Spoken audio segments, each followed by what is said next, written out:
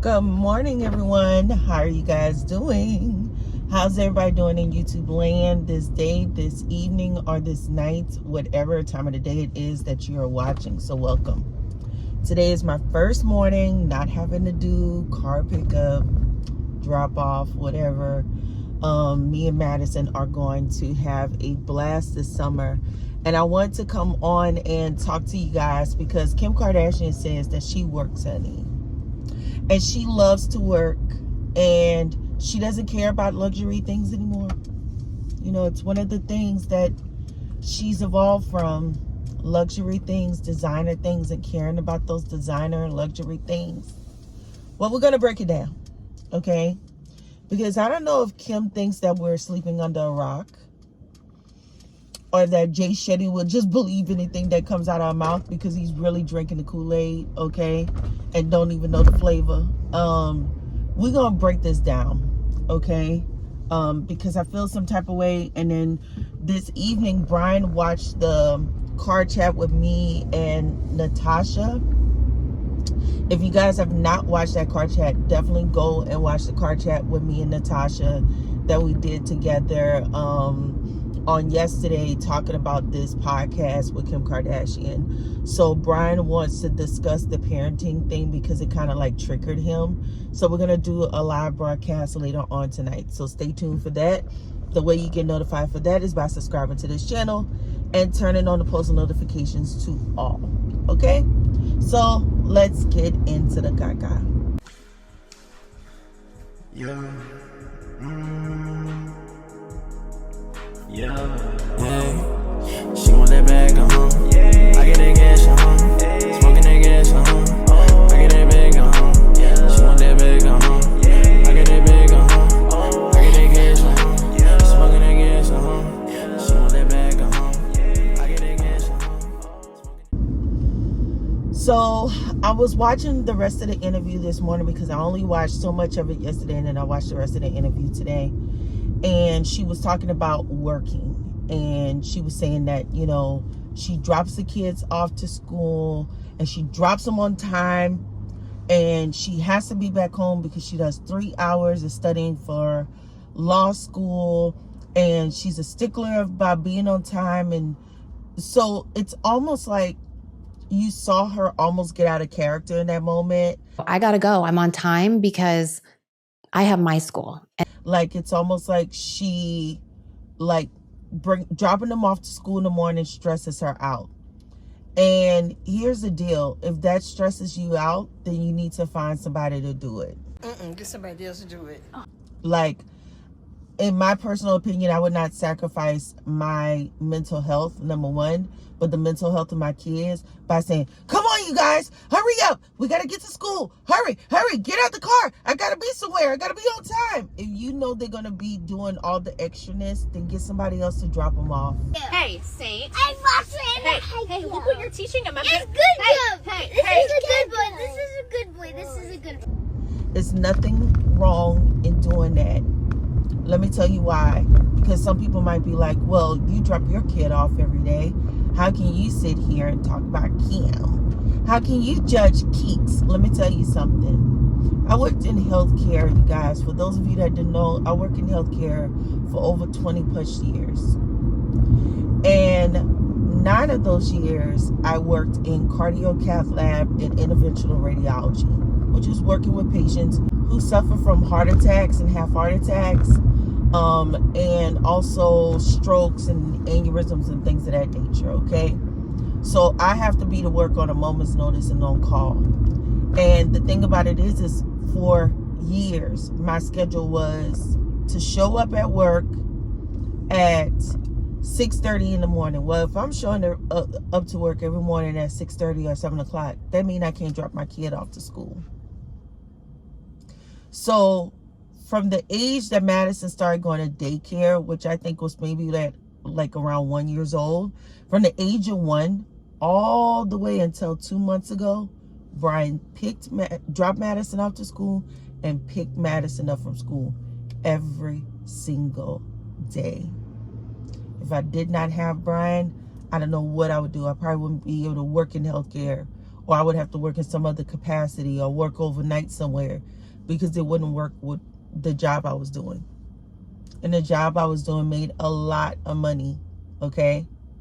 So at the end of the day, now is the time I sit back and I say at 45, I want to be present in my child's life. I want to drop her off to school. I want to pick her up. I want to experience those things because for 8 years, I've not experienced those things. So if it was a point where it was stressing me out and like I had to be present on social media at a certain time, I wouldn't do it. I would get somebody else to do it. You feel what I'm saying? So I don't know. It's just kind of like weird to me. On top of that, she then goes on to say in that same breath that her kids see her work ethic and they saw when she didn't pass the bar so many times. And then they saw her pass the bar and she was crying and they see how hard she works. And she loves to work. And she hopes one day that they understand her work ethic and what work means to her. Let me make you understand something about Kim Kardashian and work. And how she spoke to us as individuals, as everyday people. You know, one thing I learned from this interview, Kim values her friends above anybody else. That woman talks about relationships with people more than relationships with her kids or her immediate family. She puts her friends in a higher regard than anything else I've ever seen. When you talk about your kids and all you talk about is the negatives, you know, the madness, dropping them off to school, how, you know, how it takes so much work to do. Why do you act as if they're just so much work, right?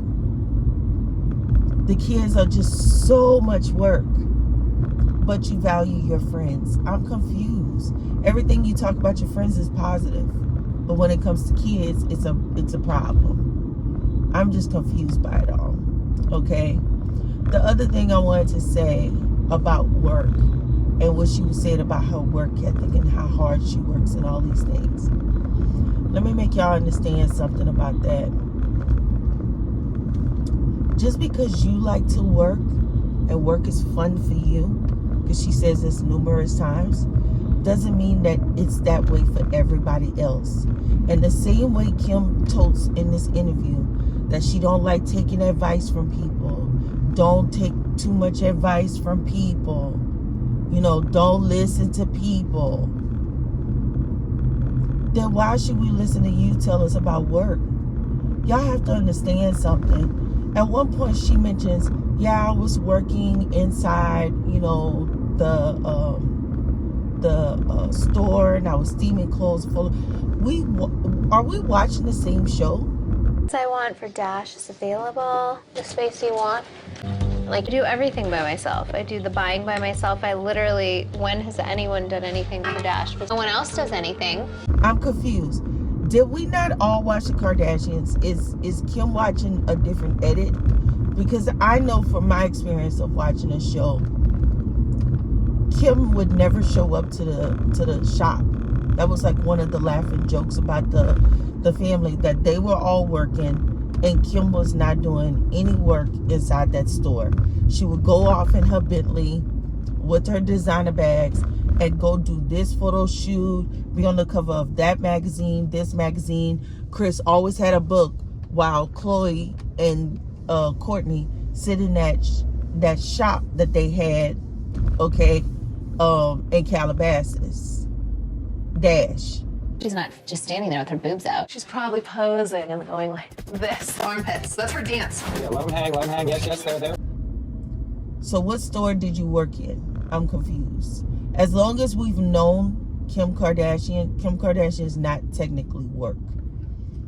Work as having a job, getting a check, you know, from an in and out, you know, from a department store, from a Dillard's. We've not seen that in all the years we've been keeping up with this woman, right? Her style of work is fun. It's a passion. And the reason why I say that is because, for instance, I did my drone shots of my car. I did my intro. My brother is actually paying me really well. Shout out to my brother, whose music is in my intro. He dropped an EP on last Friday, and he's paying me. Okay, that's the type of siblings I have. I have the type of siblings they actually pay me. So my brother is going to be paying me to do a music video for him, right? That's work, but it's fun. Like, working a 9-to-5 is not fun. Following your passions are fun. You know, for her, work is all these things because it makes her feel like a boss. She has some level of value to her life because she's the boss. It's gonna be fun for you. I'm pretty sure for any CEO of any multi-million-dollar company, it's fun for them. They love going to work because they sitting up here bossing people around.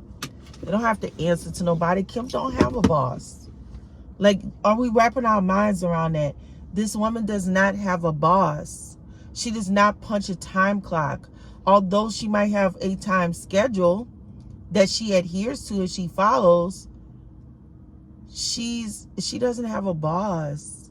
So yeah, it's fun for you. So don't come to us as average working individuals and talk to us in this condescending type way as if the rest of the world is just lazy and don't want to do ish because you're a boss. And also, stop taking your personal beefs with your family and your sisters to the streets and talking to us about it. Like, that's the part I don't understand also. Like, this whole thing of, like, her personal issues with her sister and, like, getting off your butt and working and feeling for so many years that Courtney didn't want to work, okay, because she was too busy raising her children.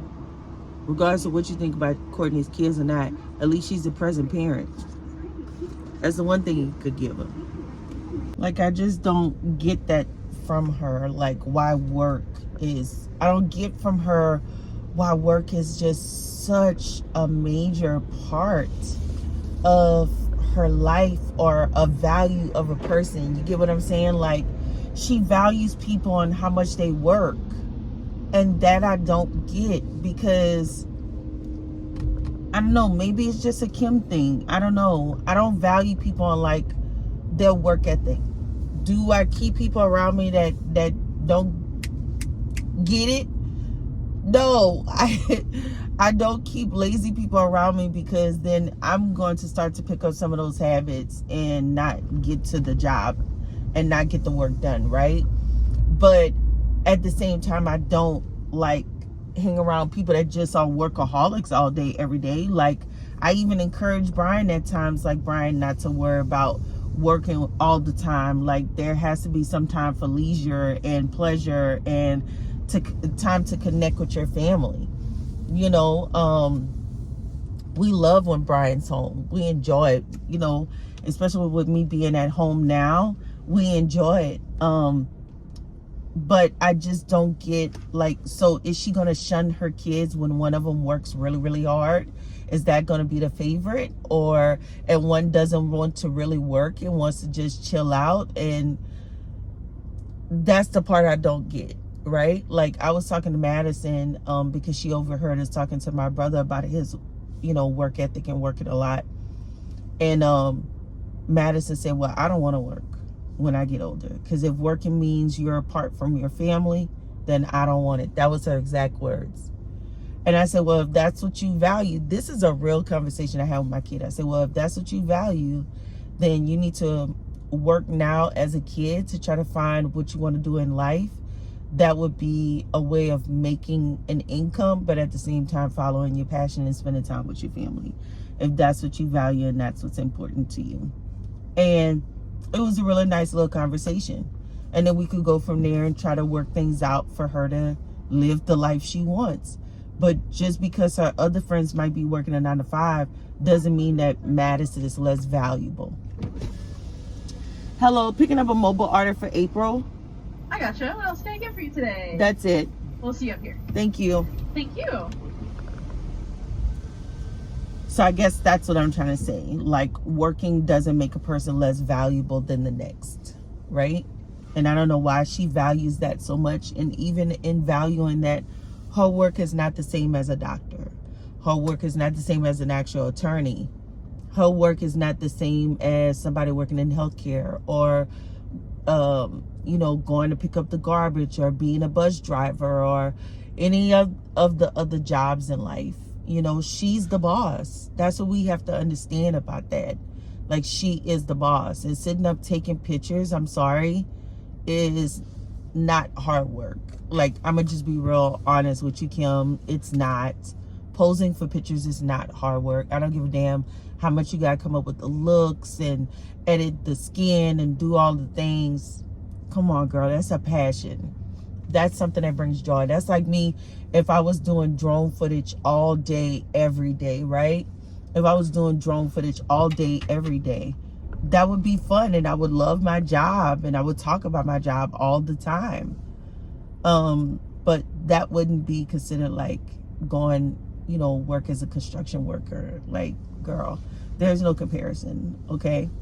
The other thing that I wanted to talk about is, you know, even her talking about prison reform.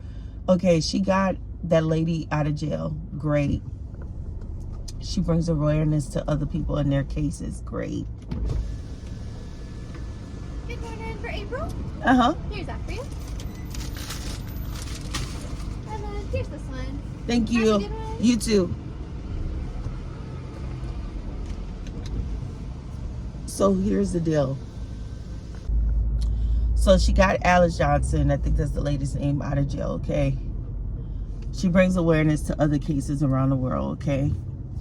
What I find problematic with the situation is the fact that she totally disregards the families of the victims. Like, if we're gonna reform certain things, then how about reform situations that affect, that the people that are being affected are acknowledged. You get what I'm saying? Like, are y'all going through the evidence with them also? Are y'all, how is this being presented? Or are you just disregarding those people altogether?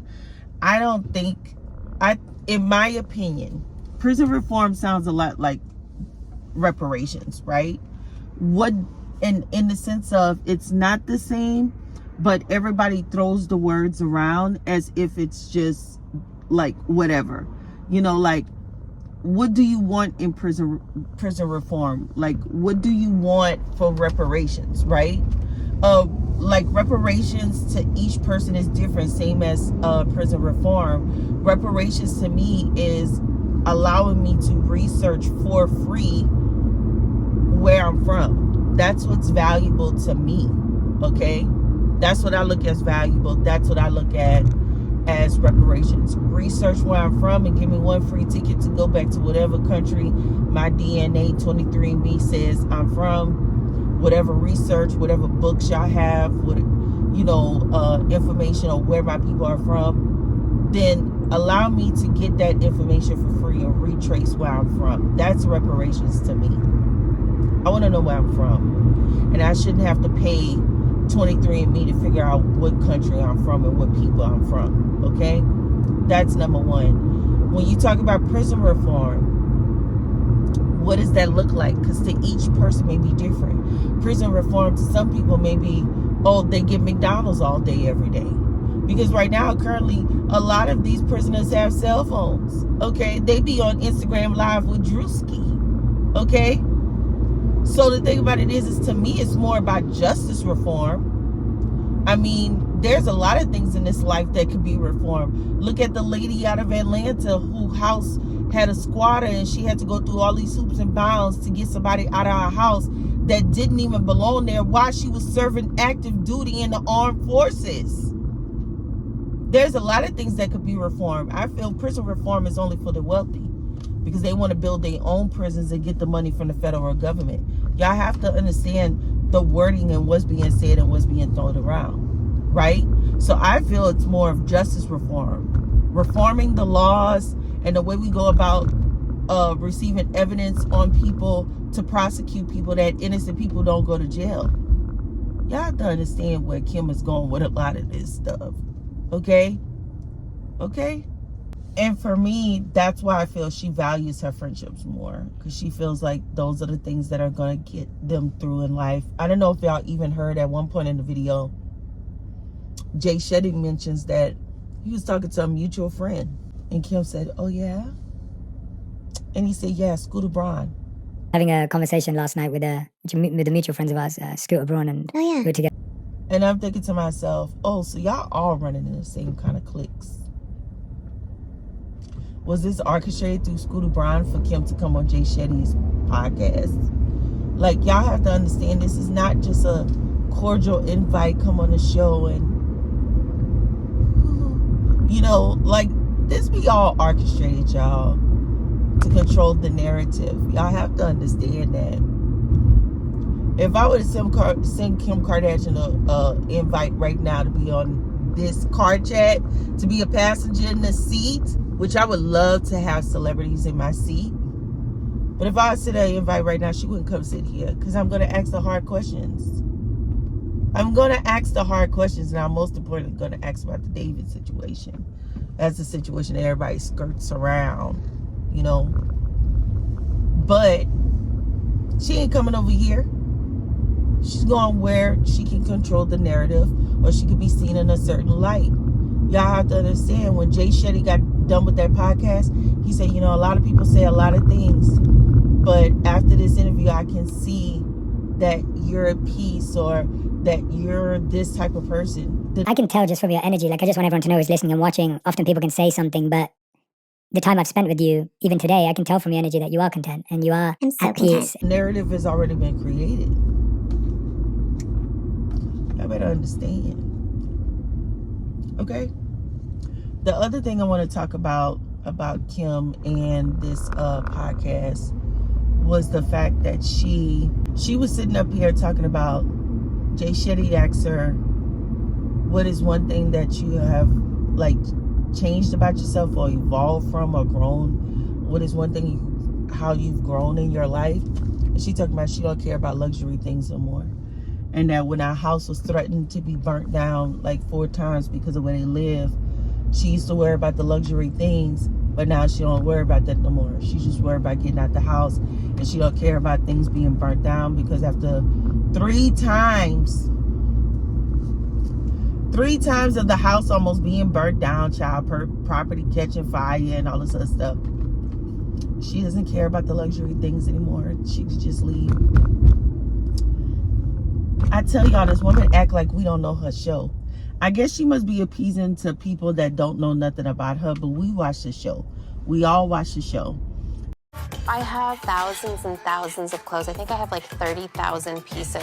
And I feel like we're being gaslit right now, because I know I watched that show last year, and Kim showed that closet where they had all them clothes in archive.